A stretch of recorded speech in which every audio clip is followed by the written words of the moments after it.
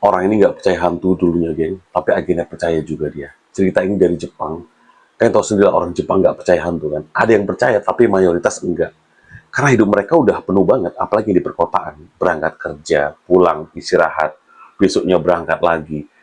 Belum lagi pola pikirnya orang-orang di sana juga udah modern. Jadi hal-hal mistis itu jarang dibicarain. Meskipun banyak film Jepang yang horor, tapi mereka anggap itu ya cuma film, hiburan gitu. Nah, kejadian ini terjadi sama si orang Jepang yang nggak percaya hantu sama sekali, kayak orang-orang Jepang pada umumnya nih. Dia ngalamin hal yang nggak bakal dia lupain seumur hidupnya.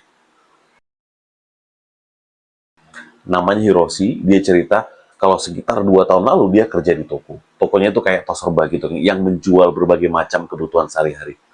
Toko tempat dia kerja itu lokasinya di pedesaan gitu.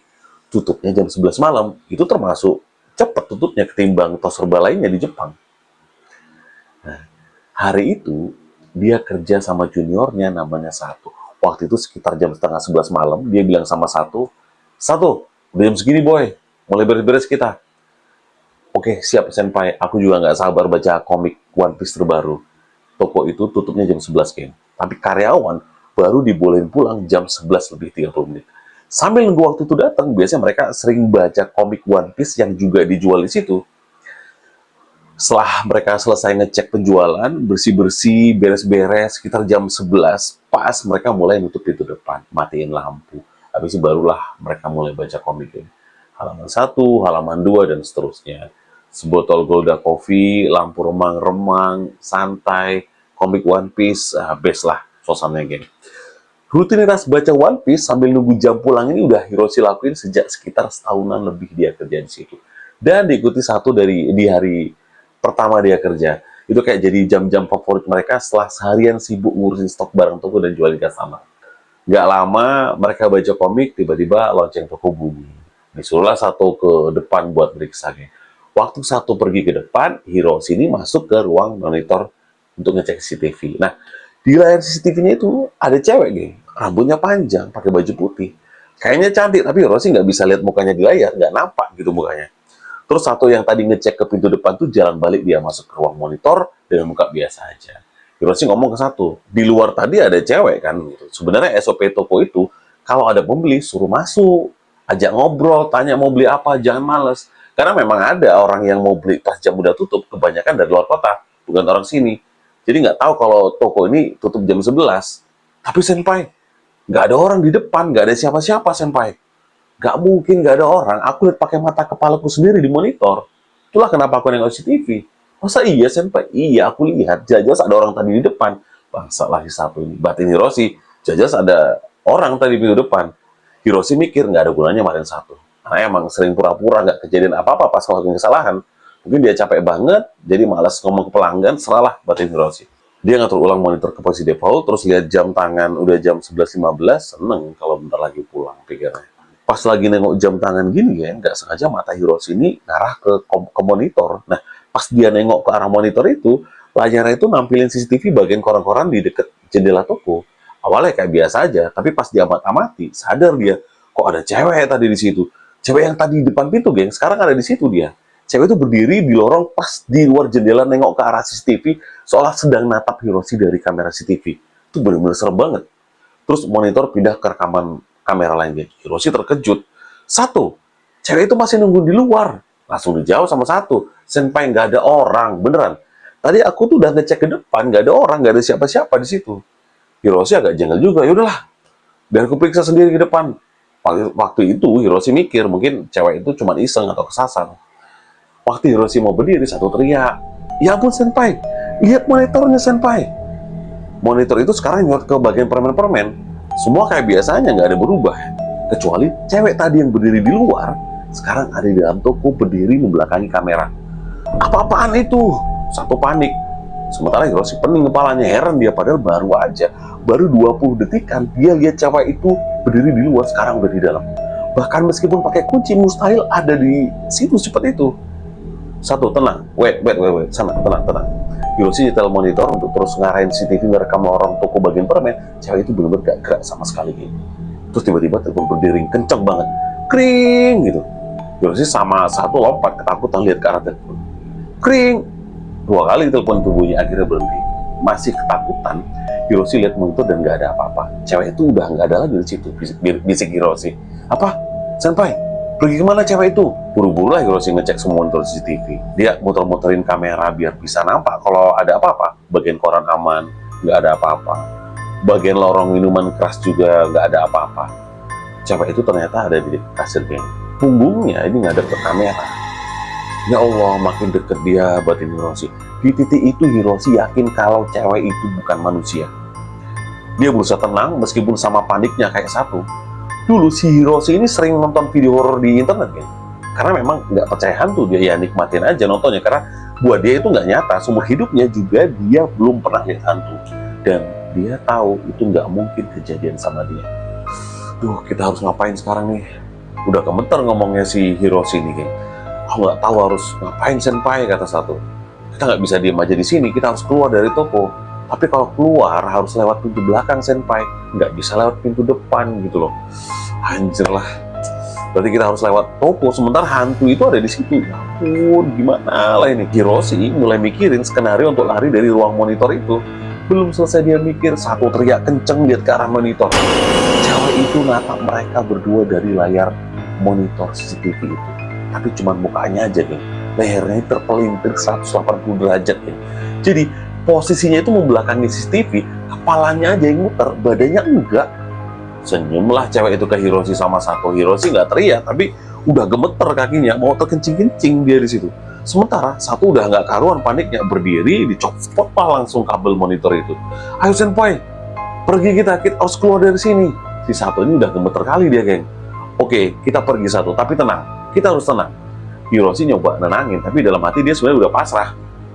Hiroshi bahkan mikir kalau mampus lah, kayak gini ternyata caraku mati. Anjir, bagilah selama ini aku nggak percaya hantu sama sekali, kata Hiroshi. Hantu itu nggak real, tapi sekarang malah ada di depan mataku. Hiroshi langsung ambil kunci belakang ya, tapi pas dia mau pergi, layar monitor itu hidup lagi padahal udah dicabut colokannya. Lihatlah mereka lagi, muka cewek itu lebih jelas, kayak kulitnya pucat kayak orang baru meninggal, tapi matanya itu benar-benar cantik. Hiroshi sama Sato nih bahkan sampai nggak bisa ngalihin pandangan dari mata cewek itu, geng. Kayak dihipnotis gitu. Kalau mereka kaku nggak bisa gerak, natap mata hantu itu di layar. Hiroshi ketakutan setengah mati, badannya udah panas dingin. Di titik itu dia yakin kalau sepertinya dia bakal mati di sini. Benar-benar kacau banget situasinya. Waktu itu Sato udah jerit ketakutan, beranjaklah dia keluar dari monitor itu. Sato, tunggu bentar. Nggak digubris sama Sato, tetap lari dia ke arah pintu belakang. Pas udah nyampe belakang, udah megang gagang pintu posisinya. Nggak lama Hiroshi dengar suara Sato jerit. Langsunglah Hiroshi keluar dari ruang monitor. Lari dia sekenceng-kencengnya ngelewati toko. Begitu nyampe pintu belakang, dia lihat Sato udah jatuh di lantai. Sato bangun Sato, nggak bisa dibangunin, udah pingsan ya. Waktu itu Hiroshi mikir, yang penting dia harus bawa Sato keluar dari toko. Tapi pas dia nengok ke arah pintu, nampaklah hantu cewek itu lagi natap dia dari kaca. Geng, ketawa terkikik kayak ngolok-ngolok gitu. Hiroshi takut, tapi di waktu itu dia juga marah.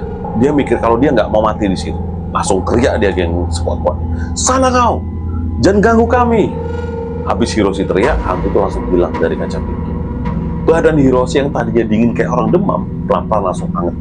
Darahnya ngalir lagi. Syukurlah, udah nggak ada lagi. Duduklah dia di lantai, geng. Baru aja duduk, rileks dikit, denger suara barang jatuh, debuk. Terus nggak lama denger suara benturan, brak. Habis itu berlanjutlah suara-suara barang jatuh di toko, geng. Buak, debuk, buak. Si Hiroshi ini nggak bisa gerak lagi, badannya langsung kaku, nggak punya nyali dia buat teriak kayak tadi lagi.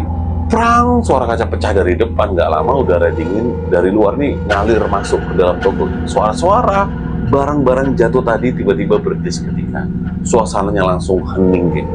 Bukannya makin tenang, kepala Hiroshi ini malah entah kemana-mana pikirannya. Tapi dia coba untuk nenangin diri, dia ngerasa lebih bagus sepi daripada dengar suara barang-barang jatuh tadi. Di suasana yang sunyi itu, kring, tiba-tiba telepon satunya lagi yang letaknya nggak jauh dari tempat duduk itu berdiri keras banget, mau copot jantungnya si Hiroshi ini, tapi dia nggak bisa mikir apa-apa lagi. Kring, entah kenapa badannya merangkak sendiri tanpa dikomando mendekat ke arah telepon. Diangkatlah teleponnya. Halo, kata Hiroshi sambil gemeteran, nggak jawab apa-apa. Bip, ya, mati teleponnya.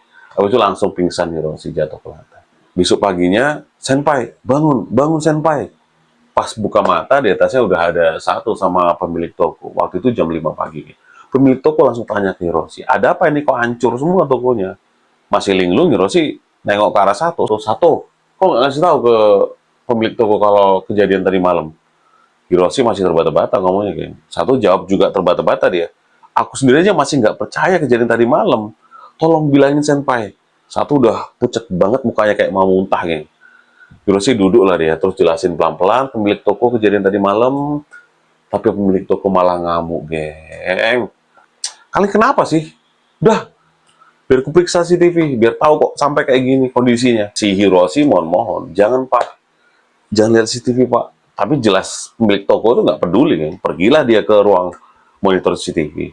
Nah sekitar 20 menit keluarlah pemilik toko ini dari ruang monitor CCTV.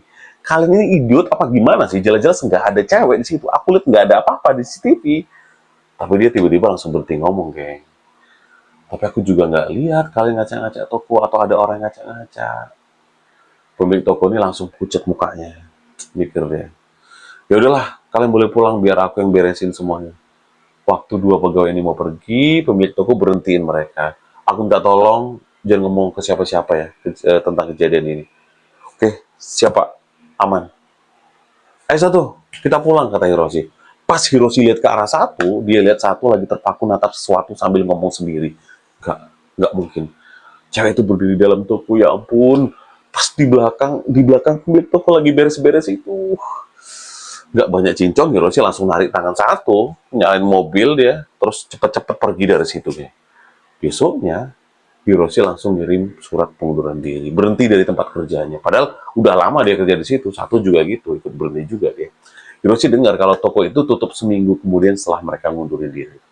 Kadang Hiroshi masih lewat di depan toko itu, karena memang dia orang sana kan, warlock situ dia. Dan lokasi tokonya itu di pinggir jalan besar gitu. Meskipun dia berusaha nggak noleh, bahkan bola matanya itu lurus ke depan, tapi kadang dia itu lihat dari sudut matanya ada sesuatu dalam toko, putih-putih samar gitu, kayak lagi nengok ke arahnya. Terima kasih udah nonton videoku sampai habis, geng. Like dan komen kalian sangat berharga banget buatku yang lagi rintis channel YouTube ini. Kalau ada yang kurang dari caraku storytelling atau dari editing videonya, tolong banget kasih aku masukan. Barangkali ceritaku terlalu lambat atau terlalu cepat atau kurang enak didengar atau editingnya kalian request ditambahin apa biar aku perbaiki di konten selanjutnya biar kalian nyaman nonton sampai habis. Sekali lagi, makasih. Namaku Chandra Satria. Sampai ketemu di video-video selanjutnya.